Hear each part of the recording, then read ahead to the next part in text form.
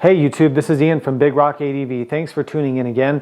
As you guys know, I just got this 500 EXC a few days ago, and I'm going to start my series of tutorials on this machine. What I thought we'd do today is talk about the 6 things you're probably going to want to address first when you bring home your brand new KTM EXC. So let's go ahead and get started.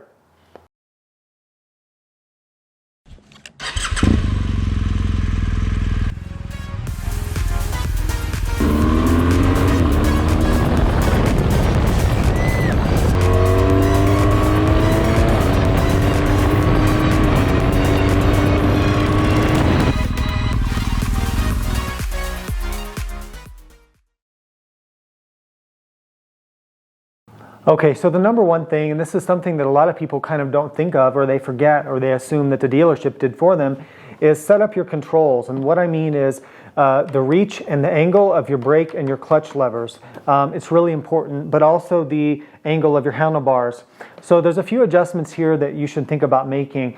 The thing that I see most often people do wrong is the angle of the lever to the handlebar in relation to your hand usually is not right, and oftentimes I see the levers really up too high. And what that does is that when you go to stand on the bike, you see how my wrist is kind of a little bit too bent to get to the levers. So by moving these levers down like this a little bit, my wrist will be less bent, so I won't have to kind of bend my wrist as much to get to these levers. You see this angle here is what we're trying to avoid. You want to do a compromised position. So now when you see I'm down here for the street, you can see they're really kind of set for that angle. So you want to kind of find a halfway point. So I'm going to go ahead and tilt these levers down a little bit until it's a nice comfortable position between the street and the dirt settings, because when you're off-road you're going to be standing up quite a bit. Okay, so the other thing you need to do is adjust the reach of your levers. So here's the reach adjuster, and on this bike you turn it counterclockwise to bring the handle closer into the handlebar. Bring the lever closer to the handlebar. Most times when I ride someone else's bike, what I find is they've got these levers cranked all the way out, like here, and you kind of have to reach unnaturally to get to them. I like to bring them in pretty close, but this is going to depend on the size of your hand. Also, sometimes it can also kind of affect your clutch engagement, so make sure that when you're adjusting it, you don't put it in so far that you're not getting good engagement on your clutch. So I'm going to kind of start with these. Actually, I need to put them in a little bit more than halfway in to make it comfortable for me. And you can do the same thing over on the brake side. Okay, so the other adjustment to your hand controls here is going to be your handlebar angle.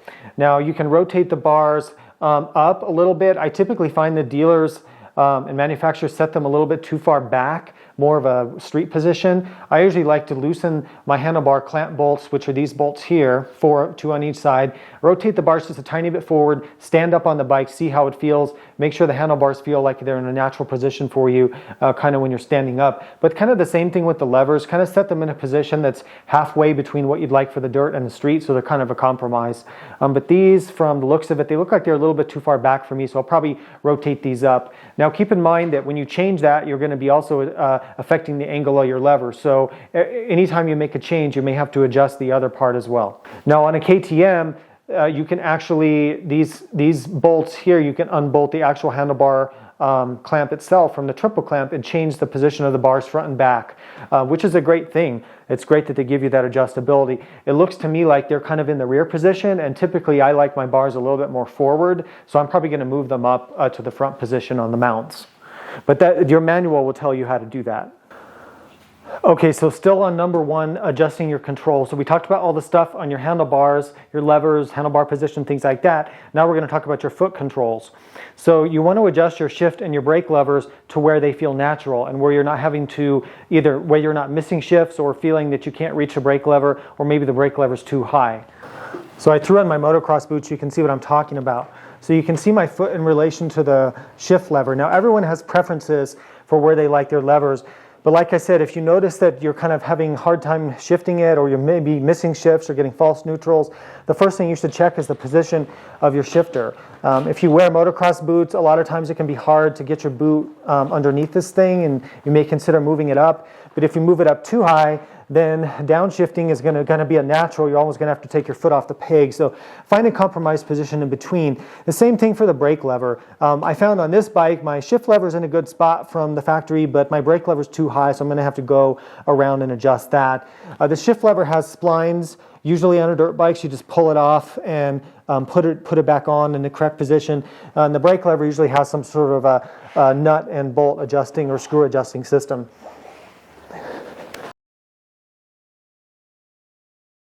Okay, so the second thing that I recommend doing after you get your bike is checking out the settings on your suspension. So what I typically do, and keep in mind I'm kind of at the average weight rider that these are designed for. I'm around 180 pounds.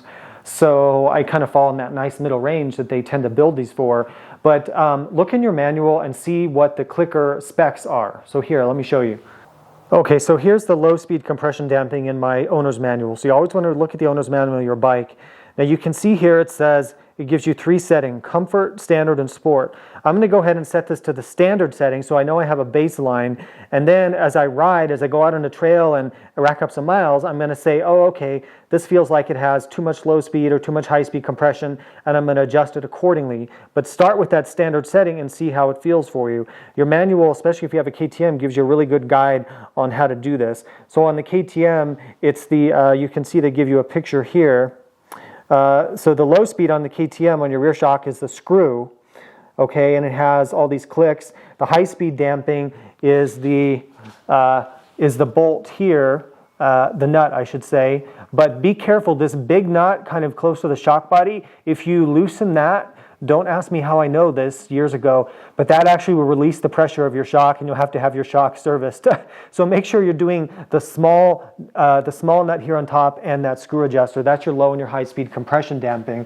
Now there's other videos out there that'll tell you about what all these settings mean, and I don't have time to get into that in this video, but it's something worth knowing. Okay, so one last thing on the suspension, you also need to adjust the sag, the static sag, or I'm sorry, not the static sag, the riding sag. So there's 2 sag measurements that you'll see out there. There's the static sag, which is the sag that the bike does without the rider on it. So if you just put the bike up on its own weight, how much does it sag? And then there's the riding sag. I just go by the riding sag because I can only really set for one measurement. So I'm going to measure my riding sag and then adjust accordingly. So go to your manual and see what the sag is supposed to be. This is mostly important on the rear shock especially because depending on the height of your rear ride height, that's going to affect the geometry, the steering geometry of the bike, how the bike handles. So it's important to get the rear sag set correctly. Look in your manual and see what it is. Now to adjust it, okay, so to adjust your sag, it's going to be a little different for every bike, but on most dirt bikes, you're going to have this spring collar system where you can adjust the preload here. So on my particular bike, which is a 2020 KTM, you've got this locking collar here, which this bolt loosens and you can spin that up out of the way. And then you've got this adjustment collar, which is what's holding the tension onto the spring. You can wind it out to make it looser to basically increase your sag and decrease your preload, or you can wind it in clockwise to tighten up your spring, which will decrease your sag and bring the rear end of the bike up and increase your spring preload. So you want to go ahead and measure your sag, and that's kind of a whole nother video, but basically you'll take a measurement between the axle and maybe the rear fender at a fixed position when the bike is unloaded, and then do it again once you're sitting on it. You'll need someone to help you take that measurement, and then the difference in that measurement is your riding sag, and you want to put that to your spec in your manual. So, and this is how you're going to adjust it here.